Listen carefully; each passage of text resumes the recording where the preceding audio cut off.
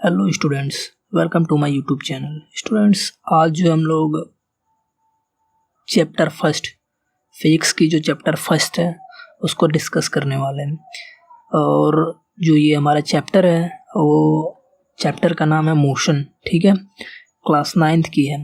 Students, इससे पहले मैंने आप लोगों को पिछले लेक्चर में मैंने इंट्रोडक्शन दिया था सारे चैप्टर्स के बारे में कि हर चैप्टर्स में क्या क्या है, ऐसा करके मैंने बताया था आप लोगों को। अगर आपने ना देखा हो तो मेरी पिछली वीडियो जो इंट्रोडक्शन थी फिजिक्स की क्लास 9th की, उसको आप एक बार देख लेना। इससे ये हो जाएगा आपको कि कोई भी दिक्कत नहीं होगी, आपको ये समझ में आ जाएगा कि फिजिक्स क्लास 9th की कोई हार्ड नहीं है। मैंने सारे चैप्टर्स के जो भी बड़े बड़े टॉपिक्स हैं उनको बताया है और ये बताया कि इसमें क्या पढ़ना है, मैंने उसमें डिस्कस किया है। आप इंट्रो एक बार ज़रूर देख लेना, उसके बाद आप लेक्चर सेकंड अटेंड करना। ठीक है, तो शुरू करते हैं आज का ये चैप्टर मोशन स्टूडेंट्स, जिसमें हमें पढ़ना है पहला टॉपिक पढ़ना है हमें रेस्ट एंड मोशन, दूसरा है डिस्टेंस एंड डिस्प्लेसमेंट,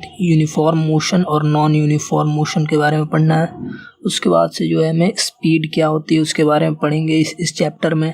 उसके बाद से फार्मूला ऑफ स्पीड, इसका स्पीड का फार्मूला कैसे निकलता है या फिर क्या होता है। उसके बाद उससे हम लोग फार्मूला ऑफ स्पीड से निकालेंगे कि यूनिट ऑफ स्पीड क्या है, उसकी यूनिट इकाई क्या होती है। टाइप ऑफ स्पीड, देखो स्टूडेंट्स, हम लोग थोड़ा थोड़ा करके पढ़ेंगे। ज़्यादा पढ़ने से क्या होता है कि समझ में नहीं आता, बीच में भूल जाते हैं, इसलिए हम लोग थोड़े थोड़े टॉपिक्स को कवर करेंगे। ठीक है, तो आज जो हम लोग ये बस 4 टॉपिक हैं, ये भी बहुत ज़्यादा हैं, फिर भी मैं इन सबको कवर करूँगा आसानी से। आप लोग बस मेरे साथ बने रहना। ठीक है, तो शुरू करते हैं। इसके लिए हम लोग जानते हैं रेस्ट एंड मोशन के लिए थोड़ा सा बुक देख लेते हैं। ठीक है, बुक में बोलता है कि in our everyday life we observe a large number of object, some of these object are at rest while other are in motion. ये बोल रहा है कि हम अपनी ज़िंदगी में, हम लोग जो डेली जी रहे हैं उस ज़िंदगी में हम लोग ये भी देखते हैं कि कुछ ऑब्जेक्ट जो है रुकी हुई हैं और कुछ ऑब्जेक्ट जो है वो चल रही है, मोशन में है। तो इन और हाउस, अपने घर में देखते हैं प्लेग्राउंड और school, electric pole, tree, buildings are at rest. जो कि हमारा घर है, प्लेग्राउंड, स्कूल है, इलेक्ट्रिक पोल्स जो खड़े होते हैं रोड पे, पेड़ हैं, बिल्डिंग्स है, ये सारी चीज़ें क्या होती हैं, रेस्ट में होती है, मतलब कि ये रुकी होती है। रिमेन फिक्स एट प्लेस, वो अपनी जगह पे क्या होती हैं, फिक्स होती हैं। Object which are stationary and do not change their position with time. देखो, अब रेस्ट का ये डेफिनेशन बताएगा। Object which are stationary and do not change their position with time and said to be at rest, are said to be at rest। जो object अपने समय के साथ अपने पोजीशन को चेंज नहीं करता है, कोई भी ऑब्जेक्ट अगर समय के साथ पोजीशन को नहीं चेंज करेगा, if any object do not change their position. देखो रेस्ट क्या होता है, रेस्ट ये होता है ना कि अगर कोई भी ऑब्जेक्ट है समय के साथ अपनी स्थिति को नहीं बदलता है, अपने पोजीशन को नहीं बदलता है। जैसे मान लो कि एक ट्रेन है, ठीक है, ये ट्रेन है, ये ट्रेन है, ये मान लेते हैं कि दिल्ली स्टेशन पर खड़ी है। कौन से स्टेशन पर खड़ी है, दिल्ली स्टेशन पर खड़ी है। कितने बजे, 5 बजे शाम को हमने देखा कि ये ट्रेन, कोई भी ट्रेन का नाम ले लो आप, सद्भावना ले लो, ठीक है, सद्भावना एक्सप्रेस जो है हमारी 5 बजे दिल्ली स्टेशन पर खड़ी है। उसके बाद देखते हैं कि हम लोग 6 बजे उसको देखते हैं, तो वो ट्रेन हम पाते हैं कि क्या कि 6 बजे भी वो ट्रेन वहीं पे पड़ी हुई है, मतलब कि जो पोजीशन पॉइंट ए था यहीं पे वो 6 बजे भी है। मतलब कि समय तो बदला, समय कितना बदला, 5 बजे से 6 बजे हो गया, पर हमारी जो ट्रेन है वो वहीं के वहीं रुकी हुई है। इसका मतलब कि अगर कोई भी ऑब्जेक्ट हो, वो अगर समय के साथ अपने पोजीशन को नहीं बदलती है, मान लो ये पोजीशन ए पर है, ये पॉइंट बी तक नहीं पहुँची, मतलब यहीं पे रह गई और ये समय बदल गया, मतलब कि ये ऑब्जेक्ट क्या है, रुकी हुई है। इसका इसलिए डेफिनेशन दिया जाता है कि if an object do not change their place, if, मैं लिख भी देता हूँ, इफ़ रेस्ट का डेफिनेशन, ठीक है, रेस्ट का डेफिनेशन होता है,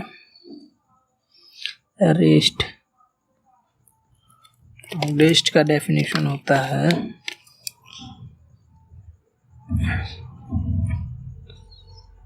if an object do not change their position with respect to time,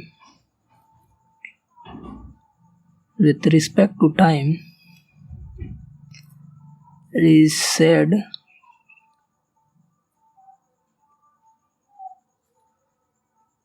to be rest। मतलब कि if an object do not change their position with respect to time, we can say that the object is at rest। we can say that हम लिख सकते हैं we can say that object is at rest। ठीक है, जो हमारी object है वो क्या है, रेस्ट में पड़ी हुई है। अगर वो हमारी ऑब्जेक्ट समय के साथ नहीं बदलती अपने पोजीशन को, मतलब कि वो क्या ऑब्जेक्ट क्या है, रुकी हुई है। ठीक है, ठीक इसी तरह मोशन हो जाएगा। ठीक है, मोशन जस्ट इसका अपोजिट हो जाएगा, रेस्ट का अपोजिट क्या हो जाएगा, मोशन।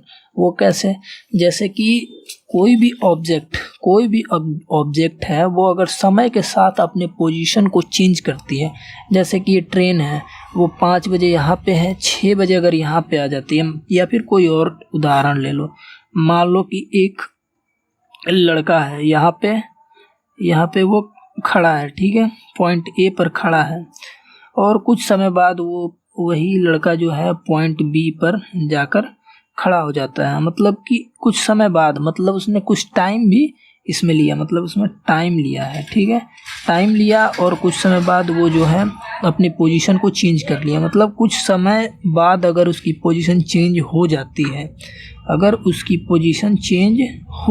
है, तो हम बोलेंगे कि वो ऑब्जेक्ट मोशन में है, या फिर वो जो भी है, वो इंसान है या फिर लड़का है, और मोशन में है। मोशन में तब बोलते हैं स्टूडेंट्स जबकि कोई भी ऑब्जेक्ट अपनी पोजीशन को, अपनी स्थिति को, वो जिस पॉइंट पे है उस पॉइंट को चेंज करके दूसरे पॉइंट पे चला जाता है, वो भी समय के साथ, मतलब कि उसमें समय में बदलाव होता है।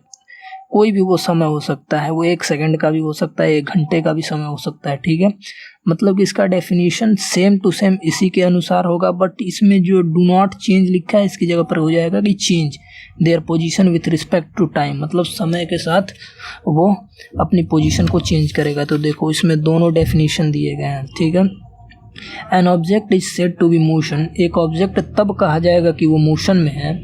An object is said to be motion when its position changes with time, अगर उसकी पोजीशन जो है वो टाइम के साथ चेंज हो रही है। ठीक है, तो पहला जो डेफिनेशन है वो ये है रेस्ट का, और ये जो दूसरा डेफिनेशन है वो है हमारा मोशन का। रेस्ट का डेफिनेशन होता है object which are stationary and do not change their position with time are said to be rest, and an object is said to be motion when its position change with time, समय के साथ बदलेगा तो वो motion कहलाएगा, और समय के साथ अगर नहीं बदलता ऑब्जेक्ट, इसका मतलब वो कहेगा कि वो ऑब्जेक्ट रेस्ट में है। ठीक है, क्लियर है, आगे चलें। ठीक है, आगे चलते हैं स्टूडेंट्स। तो हमारा जो पहला टॉपिक है वो क्लियर हो गया, दूसरा हम लोग देखेंगे। अब पहला हो गया, अब दूसरा जो है डिस्टेंस और डिस्प्लेसमेंट क्या होता है। ठीक है, तो रेस्ट एंड मोशन के बाद जो हमारा अगला टॉपिक आता है वो होता है डिस्टेंस एंड डिस्प्लेसमेंट। ठीक है, तो डिस्टेंस और डिस्प्लेसमेंट देखो स्टूडेंट्स, ये दोनों बहुत ही बारीक से समझने वाली चीज़ है। कई बार हम क्या करते हैं, डिस्टेंस को डिस्प्लेसमेंट समझ लेते हैं और डिस्प्लेसमेंट को डिस्टेंस समझ लेते हैं। ठीक है, तो देखते हैं डिस्टेंस और डिस्प्लेसमेंट क्या होता है। स्टूडेंट्स देखते हैं डिस्टेंस क्या होती है। डिस्टेंस होता है कि अगर पहले इधर एक फिगर देख लो, ठीक है।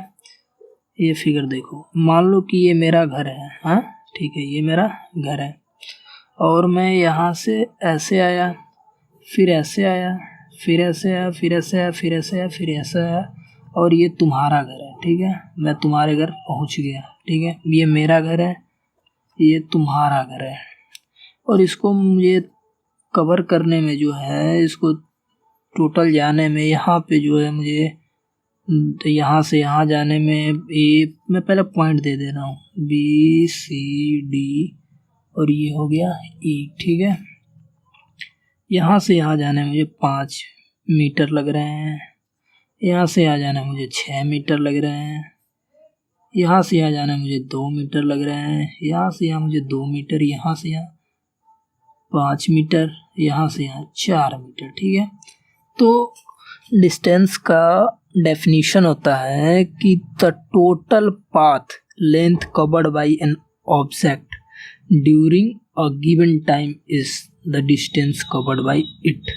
मतलब होता है कि जितनी इसकी डिस्टेंस, अगर कोई पूछेगा कि M से आपका T पॉइंट तक जाने में कितना डिस्टेंस कवर किया, तो हम वो बताएंगे कि जितनी हमारी यहाँ से यहाँ तक की M से T तक जाने में जितनी लेंथ होगी उसको टोटल कर देंगे तो हमारा डिस्टेंस निकल जाएगा, ठीक है। तो हमारा टोटल इसका डेफिनेशन होता है ये, the total path length covered by an object during a given time is the distance covered by it and it does not depend upon direction of motion. इसके बारे में हम लोग थोड़ी देर के बाद बात करेंगे कि ये क्या बोल रहा है, कि ये डायरेक्शन ऑफ मोशन के बारे में, कि इसके डायरेक्शन पे डिपेंड नहीं करता कि आपका किधर डायरेक्शन है, ठीक है। मैं अभी इसको बताऊंगा ये क्या बता रहा है। इसके बाद देखो डिस्प्लेसमेंट क्या होती है, ठीक है। इसके बाद डिस्टेंस हो गया हमारा,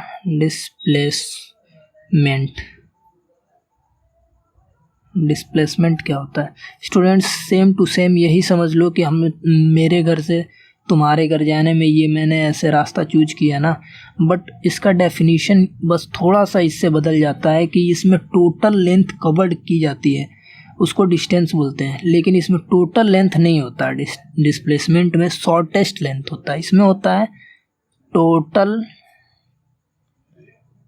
लेंथ, और इसमें जो होता है डिस्प्लेसमेंट में होता है SHORTEST, शॉर्टेस्ट लेंथ, ठीक है। तो शॉर्टेस्ट लेंथ कैसे होगा, मान लो कि यही मैंने ये पाथ, देखो मैं इसी डायग्राम पे समझा दे रहा हूँ। मेरे घर से तुम्हारे घर जाने में मैंने इधर आया, फिर इधर आया, फिर इधर आया, फिर इधर आया, फिर इधर आया, फिर इधर आया, ठीक है।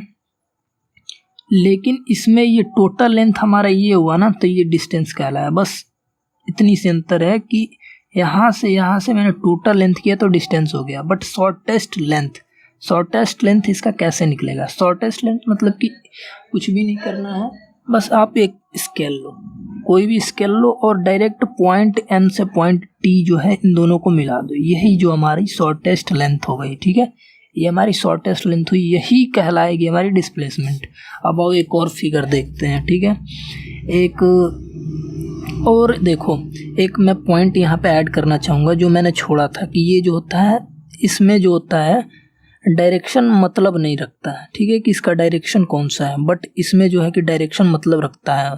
और डायरेक्शन मतलब रखना, अगर कोई भी ऑब्जेक्ट में अगर ये 2 मीटर दिया है तो ये स्केलर हो गया, बट 2 मीटर अगर आंसर देखो, 2 मीटर इन नॉर्थ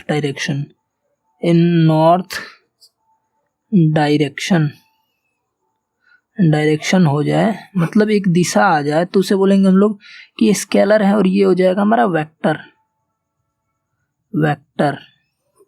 अब देखो मैं अभी नहीं समझा रहा, क्योंकि मैं अगले वाले इसके बाद में बताऊंगा डिस्टेंस और डिस्प्लेसमेंट में क्या अंतर है, तब मैं बताऊंगा कि ये स्केलर और वेक्टर मैंने क्यों बताया। स्केलर अभी बस समझ लो आप कि ये स्केलर जो है वो इसमें बस हमारा एक मैग्नीट्यूड दिया गया होता है, बट इसमें डायरेक्शन नहीं होता। जैसे 2 मीटर, 4 मीटर, 6 मीटर, ये क्या है, मैग्नीट्यूड है। लेकिन जो इस डिस्प्लेसमेंट होती है वो होती है वेक्टर क्वांटिटी। ये दोनों जो है क्वांटिटी है, क्या है देख लो आप, थोड़े से मैं बता दे रहा हूँ। हालांकि आपके इस चैप्टर में नहीं दिया गया है, फिर भी मैं आप इसको समझा रहा हूँ कि ये क्वांटिटी क्या होती है, ठीक है। क्योंकि आप ये जान जाओगे ना तो आपको ज़्यादा दिक्कत नहीं होगी स्केलर और वेक्टर क्वांटिटी को समझने में। क्वांटिटी देखो, क्वांटिटी होती है, इसके बारे में देखते हैं हम लोग कि क्वांटिटी 2 टाइप्स की होती है। एक होती है स्केलर और दूसरी होती है वेक्टर। इसी पे देखो सब खेल है। जो क्वांटिटी स्केलर होती है ना, उसमें होता है कि बस केवल मैग्नीट्यूड होता है। मतलब इसमें जो होता है उसकी वैल्यू बस लिखी होती है कि कितना मीटर है। जैसे कोई सामान हुआ, वो कितना, एक किग्रा है या फिर किग्रा छोड़ो, मीटर है, कोई भी लेंथ हुई वो मीटर में या फिर सेंटीमीटर में जो भी है उसकी लेंथ होगी, बट डायरेक्शन नहीं होगी। लेकिन वेक्टर क्वांटिटी में जो होती है कि इसमें मैग्नीट्यूड के साथ डायरेक्शन भी ऐड होता है, ठीक है।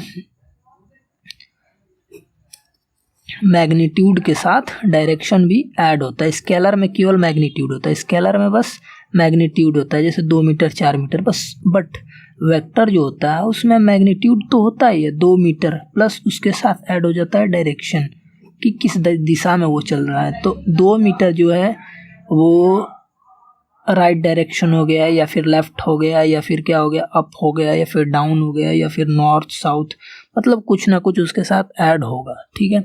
ये होता है, यहाँ तक समझ गए आप। तो जो हमारा डिस्प्लेसमेंट होता है वो वेक्टर क्वांटिटी होता है। इसमें क्या होता है, उसमें डायरेक्शन भी होता है, यहाँ से यहाँ गया एक, इसका एक डायरेक्शन है, ठीक है, ऐसे।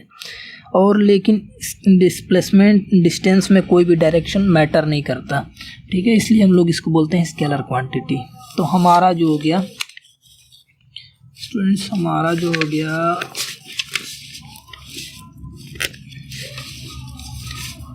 इसमें, एक सेकेंड,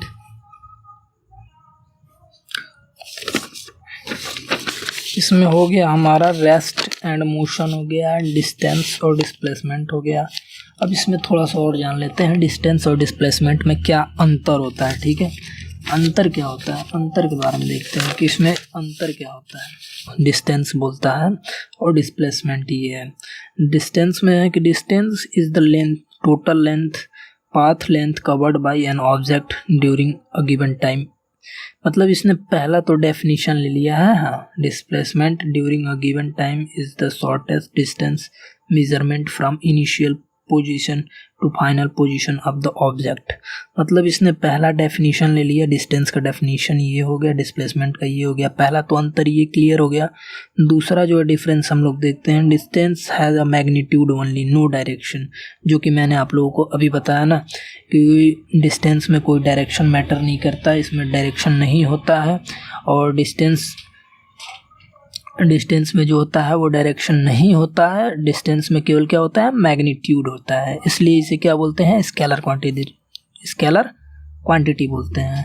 और इसमें देखो यहाँ पे displacement is characterised by its magnitude as well as direction. इसमें क्या होता है, डिस्प्लेसमेंट में जो होता है मैग्नीट्यूड और डायरेक्शन दोनों होते हैं, दस डिस्प्लेसमेंट इज अ वेक्टर।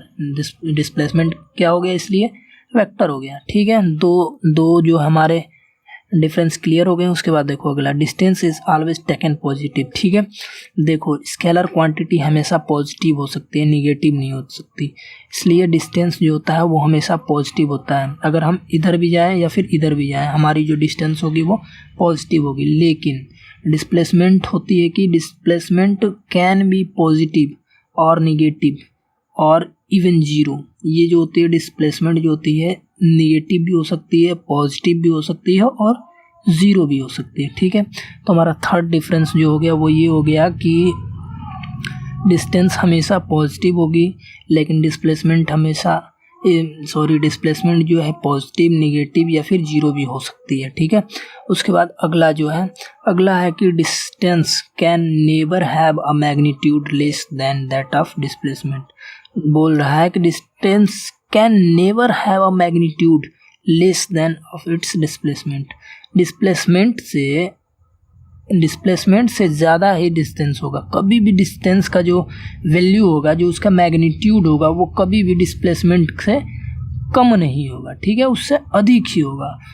तो इसका मतलब इसमें इसका देखो उल्टा लिख देगा, या फिर देखो ये बोल रहा है कि magnitude of displacement is either equal to और less than the distance cover during the same time. देखो मतलब डिस्टेंस और डिस्प्लेसमेंट में दोनों बराबर हो सकते हैं, लेकिन डिस्टेंस हमेशा अधिक ही होगा, अधिक हो सकता है, कम नहीं हो सकता डिस्प्लेसमेंट से, ठीक है। तो ये चौथा अंतर भी समझ में आ गया। देख लो, इसके लिए मैं आप लोगों को एक छोटा सा एक उदाहरण दे रहा हूँ। ऐसे मान लो सर्कल है, ठीक है, कोई भी पॉइंट यहाँ से पॉइंट ए से मान लो कोई ऑब्जेक्ट चलती है, ऐसे घूम के आती है, फिर पॉइंट ए पे चली आती है, ऐसे घूम के जाती है और पॉइंट ए पर चली आती है। इसकी रेडियस जो है आर, ठीक है। तो रेडियस आर हो गया। अब पूछेगा कि डिस्टेंस इसका कितना है। पॉइंट ए मान लो ऑब्जेक्ट ने कितना डिस्प्लेसमेंट तय किया और ऑब्जेक्ट ने कितना डिस्टेंस तय किया। तो देखो डिस्टेंस तय किया उसने यहाँ से आ गया, ये टोटल पाथ, तो टोटल पाथ इसने ये कवर किया, यहाँ से यहाँ तक कवर किया, ठीक है। और ये पॉइंट ए पे आके फिर लौट आया। तो यहाँ से यहाँ के लिए क्या होगा, एक ये सर्कल बन गया ना, एक सर्कल बन गया। तो सर्कल का पेरीमीटर निकाल लेंगे। तो सर्कल का पेरीमीटर होता है 2πr, ठीक है। तो हमारा जो डिस्टेंस हो गया वो हो गया हमारा 2πr। और डिस्प्लेसमेंट क्या होगा, डिस्प्लेसमेंट होता है द शॉर्टेस्ट डिस्टेंस। तो ये जो है फाइनल और इनिशियल दोनों पॉइंट यही है ना, शुरू भी यहीं से किया है और ये ख़त्म भी यही हुआ है। तो इसका डिस्प्लेसमेंट का जो डेफिनेशन होता है वो ये होता है कि the shortest distance between final and initial position. तो इसका फाइनल और इनिशियल पोजीशन दोनों तो सेम है। इसका मतलब कि ये जहाँ से गया वहीं पे वापस आ गया, मतलब इसने जो डिस्प्लेसमेंट है वो जीरो तय किया। इन दोनों के बीच की दूरी क्या हो गई, जीरो। डिस्प्लेसमेंट क्या हो गई, डिस्प्लेसमेंट जीरो हो गई, मतलब कि जीरो इसका डिस्प्लेसमेंट हो गया। तो एक चीज़ ध्यान दे दो, यहीं से देख लो, चौथा पॉइंट भी समझ में आ रहा है कि डिस्प्लेसमेंट तो हमारा कम हो सकता है डिस्टेंस से, लेकिन कभी अधिक नहीं हो सकता। डिस्टेंस ही हमेशा अधिक होगा या फिर इक्वल हो जाएगा डिस्टेंस की, ये दोनों बराबर हो सकते हैं, लेकिन ये अधिक ही होगा। अगर दूसरे तरफ से देखा जाए, एक तरफ से तो ये डिस्टेंस जो है डिस्प्लेसमेंट हमेशा कम होगा क्योंकि वो शॉर्टेस्ट डिस्टेंस है, और डिस्प्लेसमेंट जो डिस्टेंस शॉर्टेस्ट लेंथ होती है, और जो डिस्टेंस होती है वो लॉन्गेस्ट होती है, या फिर उसका टोटल पाथ कवर करना होता है, तो ये हमेशा अधिक ही होगा, ठीक है। तो ये क्लियर हो गया। तो फिर देखते हैं आगे, इसके आगे देखते हैं कि क्या है। इसके आगे जो हमने पढ़ना है वो है मोशन के बारे में। ये जो टाइप्स हैं, ये यूनिफॉर्म मोशन और नॉन यूनिफॉर्म मोशन। तो देखो, अगर कोई भी ऑब्जेक्ट है, मैं यहाँ पे बता रहा हूँ,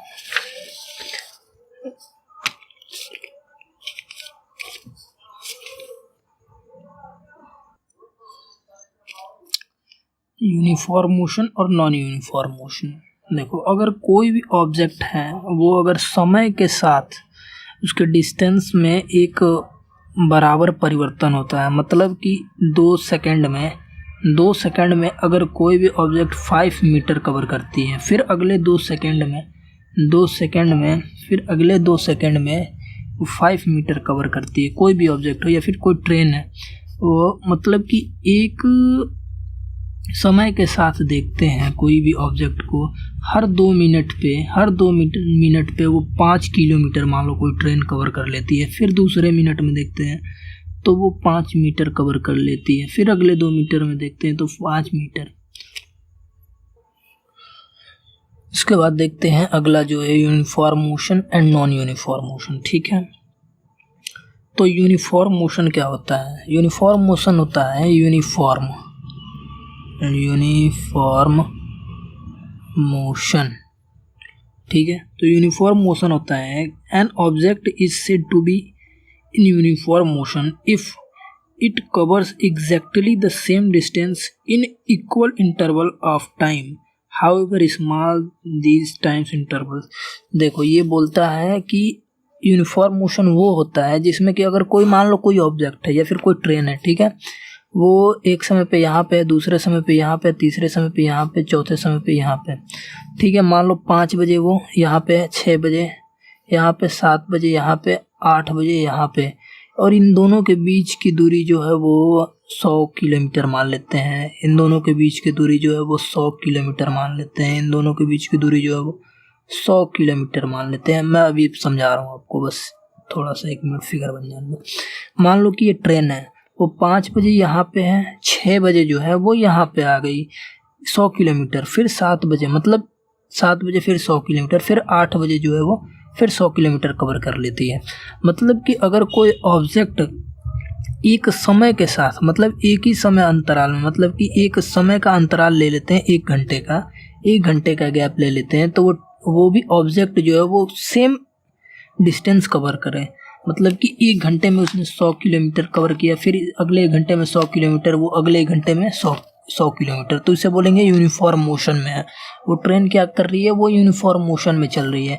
वो ऐसा नहीं है कि मतलब 1 घंटे में 100 किलोमीटर ही चले। वो कोई ऑब्जेक्ट हो सकती है जो कि 1 सेकेंड का गैप पे वो 2 मीटर चल रही है, वो 2 मीटर कवर कर रही है, फिर अगले दूसरे सेकंड में देखते हैं, फिर अगले सेकंड में जो है, फिर अगले 1 सेकंड में जो है फिर 2 मीटर, फिर अगले 1 सेकंड में जो है फिर वो 2 मीटर चलती है। मतलब कि वो भी ऑब्जेक्ट जो है वो यूनिफॉर्म मोशन में होता है, हो गई, ठीक है। तो इसका डेफिनेशन देखो ये दिया है कि an object is said to be uniform motion if its cover exactly the same distance in equal interval of time. मतलब कि एक इक्वल इंटरवल ऑफ टाइम में वो सेम डिस्टेंस अगर कवर करती है ऑब्जेक्ट, तो उसे बोलेंगे कि वो क्या है, वो ऑब्जेक्ट यूनिफॉर्म मोशन में है, ठीक है। ठीक इसका उल्टा हो जाएगा नॉन यूनिफॉर्म मोशन, जिसमें कि देखो इसका डेफिनेशन यहीं पे पढ़ लो। An object is said to be in non uniform motion if it covers unequal distance. मतलब कि इक्वल डिस्टेंस वो कवर नहीं करेगा in equal interval of time. मतलब कि समय को अगर बराबर तरीके से देखा जाए हर 1 घंटे में या फिर हर 1 मिनट में, तो वो अनइक्वल डिस्टेंस कवर करती है। मतलब कि वो बराबर दूरी कवर नहीं करती, तो उसे बोलेंगे हम लोग नॉन यूनिफॉर्म मोशन। वो एक छोटे पैमाने पे भी हो सकता है, वो एक बड़े पैमाने पे भी हो सकता है, ठीक है। जैसे इसमें ये था ना, बड़े लेवल पे देखा गया तो 1 घंटे में 100 किलोमीटर कवर करती है, मतलब बराबर अगर ये करती है डिस्टेंस बराबर समय में तो यूनिफॉर्म, और अगर नॉन यूनिफॉर्म का क्या हो जाएगा, नॉन यूनिफॉर्म मोशन का ये हो जाएगा कि अगर कोई बराबर डिस्टेंस नहीं कवर करती बराबर समय के साथ, तो उसे बोलेंगे नॉन यूनिफॉर्म मोशन, ठीक है। क्लियर हो गया, ठीक है। तो फिर अगला टॉपिक देखते हैं, स्पीड क्या होती है, ठीक है। स्पीड देखते हैं, अगला टॉपिक हमारा जो है वो स्पीड क्या होता है, स्पीड के बारे में पढ़ते हैं, ठीक है। स्पीड के बारे में देखो यहाँ पे दिया गया है कि speed of a moving object is distance travelled bye in unit time. कोई भी इकाई समय में, एक समय में अगर किसी भी ऑब्जेक्ट के दूरी में जो परिवर्तन होगा, speed of moving object is distance travelled bye it in unit time. एक इकाई में जितनी दूरी तय करती है कोई भी ऑब्जेक्ट, मतलब कि एक समय में, एक सेकंड में जितनी भी दूरी तय करती है कोई भी ऑब्जेक्ट, जितनी भी दूरी तय करती है, उसे बोलेंगे हम लोग कि वो स्पीड है, वही स्पीड होती है। वो किसी भी ऑब्जेक्ट की स्पीड क्या होती है, जो एक इकाई में 1 यूनिट में ट्रेवल की गई डिस्टेंस को हम लोग क्या बोलते हैं, स्पीड बोलते हैं। डिस्टेंस को, डिस्प्लेसमेंट को नहीं, ठीक है, डिस्टेंस को, डिस्टेंस पर यूनिट टाइम, मतलब एक यूनिट टाइम में जितनी भी दूरी तय करती है उसे क्या बोलते हैं हम लोग, स्पीड बोलते हैं, ठीक है। यहीं से निकला स्पीड का डेफिनेशन और इसका फॉर्मूला। तो स्पीड इज इक्वल टू होता है डिस्टेंस अपॉन टाइम, ठीक है। स्पीड का फॉर्मूला होता है डिस्टेंस अपॉन टाइम, ठीक है। और डिस्टेंस जो होती है उसकी यूनिट, अगर हम इसकी यूनिट की बात करें, यूनिट ऑफ स्पीड की बात करें, unit of speed, unit of speed की बात करें तो स्पीड की यूनिट निकालने के लिए पहले हमें फार्मूला लिखना होगा। तो फार्मूला हमारा ये है डिस्टेंस अपॉन टाइम, और इसकी यूनिट लिखनी होगी। स्पीड ऑफ यूनिट निकालने के लिए डिस्टेंस की यूनिट अपन टाइम की यूनिट। तो डिस्टेंस की यूनिट जो है हमारी क्या होती है, स्पीड की इक्वल टू लिखो, डिस्टेंस की यूनिट जो होती है मीटर होती है, ठीक है, और टाइम की यूनिट क्या होती है, सेकंड होती है। और एक और यूनिट होती है जो कि होती है स्पीड की यूनिट, अगर किलोमीटर में लेते हैं तो ये हमारी टाइम क्या हो जाएगी, आवर में, ठीक है। ये एक एसआई पद्धति है, ठीक है, इसके अनुसार होता है। तो इसके यूनिट क्या हो गई, मीटर पर सेकंड, या फिर इसकी यूनिट हो गई किलोमीटर पर आवर, समझ गए, यूनिट ऑफ स्पीड भी हो गया, ठीक है। तो हमने कवर कर लिया speed, formula of speed, unit of speed, type of speed. तो टाइप ऑफ स्पीड के बारे में देखते हैं, ठीक है। टाइप ऑफ स्पीड के बारे में हम लोग देखते हैं। टाइप ऑफ स्पीड देखो, चार टाइप के होते हैं स्पीड, चार टाइप के होते हैं, जिसमें हमारा देखो मैं बुक से ही समझा दे रहा हूँ। पहला होता है यूनिफॉर्म स्पीड और कांस्टेंट स्पीड। मतलब ये समझ लो जैसे हमने यूनिफॉर्म मोशन पढ़ा था वैसे स्पीड के बारे में पढ़ेंगे। इफ देखो इसमें क्लियरली लिखा है कि if a moving object cover equal distance in equal interval of time, however small these interval may be, मतलब कि इक्वल समय में इक्वल डिस्टेंस कवर करती है, या फिर वो लंबे दूरी में देखा जाए, लंबे समय के लिए भी देखा जाए, या फिर कम समय में देखा जाए, तो बराबर अगर निकलती है, जैसे यूनिफॉर्म स्पीड के बारे में हमने पढ़ा ना तुरंत इसके पहले, वैसे ही है, अगर कवर करती है तो उसे बोलेंगे हम लोग यूनिफॉर्म स्पीड, या फिर उसको यूनिफॉर्म का दूसरा नाम है कांस्टेंट स्पीड, ठीक है। उसके बाद नॉन यूनिफॉर्म स्पीड, जस्ट इसका अपोजिट हो जाएगा, ठीक है। If a moving object cover unequal distance, मतलब अनइक्वल, इक्वल दूरी तय नहीं करती है, इक्वल इंटरवल ऑफ टाइम, समय के बराबर अगर समय को देखा जाए, 1 घंटे का अंतराल देख लिया जाए या फिर 2 घंटे का अंतराल देख लिया जाए, तो अनइक्वल डिस्टेंस हमें मिलता है देखने को, मतलब बराबर दूरी तय नहीं कर पाती हर 2 घंटे में या फिर हर 1 घंटे में, वो बराबर दूरी तय नहीं कर पाती, तो हम बोलेंगे कि वो नॉन यूनिफॉर्म स्पीड है, ठीक है। वो ऑब्जेक्ट जो है नॉन यूनिफॉर्म स्पीड में है। और अगर इक्वल दूरी में, इक्वल समय में इक्वल दूरी कवर करें तो यूनिफॉर्म या फिर कांस्टेंट, और इक्वल समय में अनइक्वल डिस्टेंस कवर करे तो उसे बोलेंगे नॉन यूनिफॉर्म स्पीड और या फिर वेरिएबल स्पीड, ठीक है। यहाँ क्लियर हो गया। उसके बाद जो है हमारा अगला जो होता है वो होता है एवरेज स्पीड। क्या होती है एवरेज स्पीड? देखो एवरेज स्पीड हर चीज़ की, जैसे कि क्या होती है ना कि हम किसी गाड़ी से जाते हैं, वो मान लो कि ऐसे कहीं गड्ढा आ गया, या फिर कहीं रास्ता क्लियर नहीं, या फिर कहीं हाईवे है ज़्यादा ही क्लियर हो गया, या फिर कहीं शादी बारात हो रही है, फिर कुछ भी और हमें पहुंचना है point A to point B पर, तो हमसे अगर कोई यहाँ फ़ोन करके यहाँ से कोई पूछता है कि आप कहाँ हो, आपकी एवरेज स्पीड क्या है, आप किस अनुसार आ पाओगे। तो अगला जो टॉपिक है वो हमारा है एवरेज स्पीड।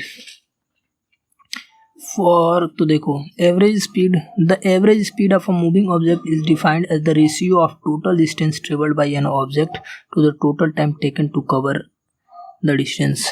मतलब कि टोटल डिस्टेंस जितना भी हमने चला होगा, अगर कहीं जा रहे हैं, ठीक है, रास्ते में, तो यहाँ से वहाँ मान लो कि कोई भी दूरी होती है, कहीं लेफ़्ट टू राइट लेनी होती है, तो हम पूरी दूरी एक तरफ लेके ऐड करेंगे अपन टोटल टाइम, जितना भी टाइम लगा है वो टाइम। एवरेज स्पीड निकालने का यही होता है तरीका कि जितनी भी दूरी हमने कवर की होगी उसको डिवाइड कर देंगे, जितना भी समय उस दूरी को कवर करने में लगा है, इसे एवरेज स्पीड कर देंगे, ठीक है। एवरेज स्पीड का डेफिनेशन यही होता है कि the average speed of a moving object is defined as the ratio बोलेंगे, रेशियो मतलब होता है ये डिवाइड वाला, ठीक है। Ratio of total distance travelled by an object to total time taken to cover that distance.